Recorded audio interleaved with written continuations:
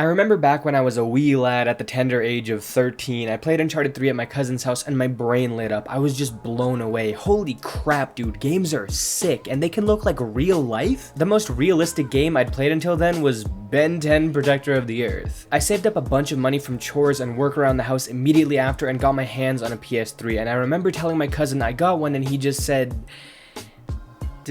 "Dude, you know the PS4 comes out like next year, right?" I was so nervous after that to tell any of my friends that I'd bought a PS3 because I thought they would just dig into me ruthlessly for not waiting for the latest and greatest hardware that was gonna outdate my system almost instantly. But to my surprise, when I told my friends, their response was, "Dude, don't even worry. Have you seen Uncharted 3 and The Last of Us? There is no way games will ever look better than that. They look like real life. The PS4 is just a cash grab." And I know it might be hard for some of you to believe this, but in this instance, a group of half a dozen 13-year-olds was wrong. For a few years, these same friends held firm that nothing coming out was really making any graphical improvements compared to games that came out on previous hardware, and to be fair, when you look at a clump of games over a few years, the changes don't seem all that drastic. But now that we're a little past the end of the PS4/Xbox One generation, it's clear to see just how far we've come in these past 6 to 7 years. And in turn, it's crazy to think just how good things will look by the end of this new generation. But while the evolution of photorealism is impressive and I hope it continues to provide us with new technical marvels that blow us away visually, the more I grow up, the more I feel like the true potential of games isn't bound to their realism, it lies in their unique artistry and style. And the first reason for this ties in with the story that I used to open this discussion. Immediacy and distinguishability. Yeah,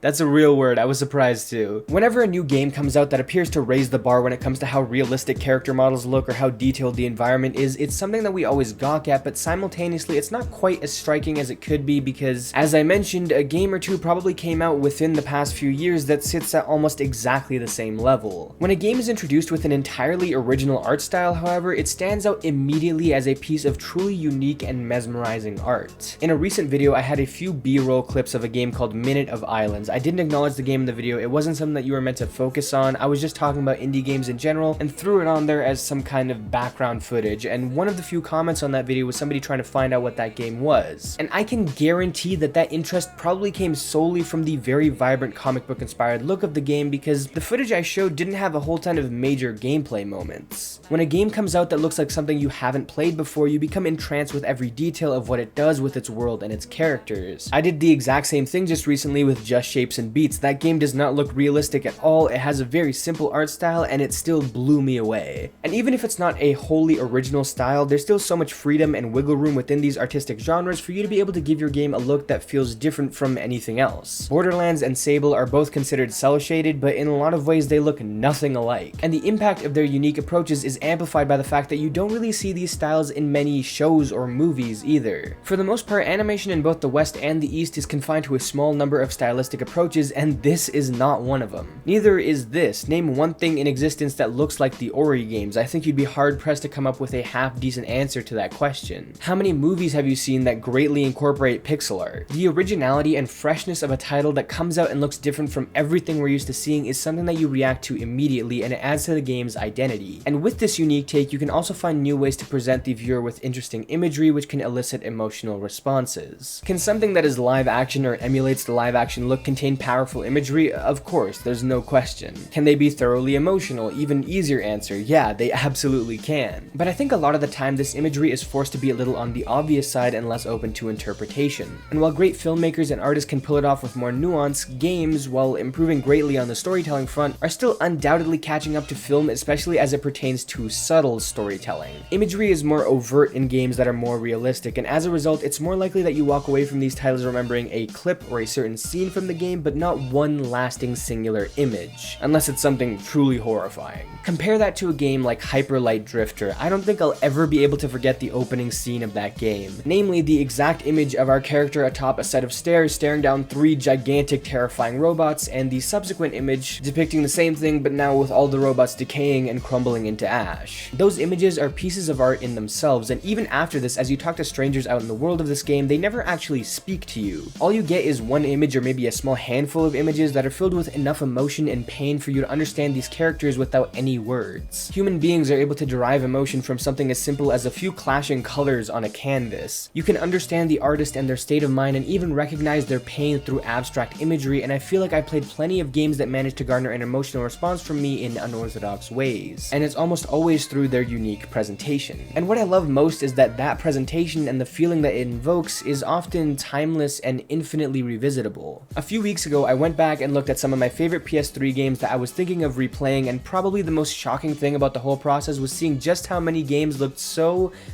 bad now. I don't know, man, everything is muddy and gray and feels like this in-between period where people used a lot of different techniques to try and hide the more unrealistic qualities. And looking back, it's kind of weird to see. Even The Last of Us has that fuzziness around the characters to make them look a little bit more realistic, and it's kind of a strange sight nowadays. What I find so interesting is that the older things get, the less appealing they look to revisit right now, and it just gets worse and worse and worse, and then boom, all of a sudden it's like, wait, aside from the resolution, this game looks amazing still. It's really apparent with how all these modern retro-inspired games emulate the look from back when games had their own style and had a distinct, clean, cartoony pixel art look to them, and no one really emulates old games that intended to look realistic. How many modern games have you seen that adopt the look of the original Castlevania game versus how many have you seen adopt the look of Metal Gear Solid 1? I mentioned the Borderlands games earlier in this video, and I think their distinct comic book look has actually allowed them to hold up amazingly today. With the smallest of tweaks, the original Borderlands game, which came out 12 years ago, could absolutely pass for a modern game. I think it's awesome when something sets the bar for how good things can look right now, but eventually every single one of these titles will begin to look outdated, while a game that maybe came out like a decade before it holds up just as well as when it came out. The best example I can give has to be Cuphead, not because Cuphead is an old game in itself, but because the whole premise behind its art style is to provide an experience that harkens back to 30s cartoons. This game is an incredibly authentic recreation of a technique that is over 90 years old, and it's heralded as one of the most gorgeous games ever made. And you can argue it's simply the novelty that drives the love for this art style, it's the nostalgia, but that doesn't negate the fact that this style has held up. As somebody with no connection to old animation, I think Cuphead looks incredible. And if we can admire this 90 years after the rubber hose animation style was first popularized, I'm sure we can admire it 90 years from now as well when we look back on it. Technology is a ticking clock. Look how quickly we've gone from the revolutionary technology of the iPod to whatever device you're watching this video on. Moore's law shows us just how quickly we can double the efficacy of what is currently some of our most groundbreaking work. And so it makes sense that games that look amazing based on the current bounds of technology have a best before date. Some last longer than others, but eventually the most amazing immersive titles will fall to the wayside, and to most people become a memory rather than something that they want to experience once again. While that time can be extended by titles that push themselves to their absolute limit, eventually so many of these games will be forgotten. And what'll remain, as we've already seen, are the titles that distinguish themselves through art rather than realism.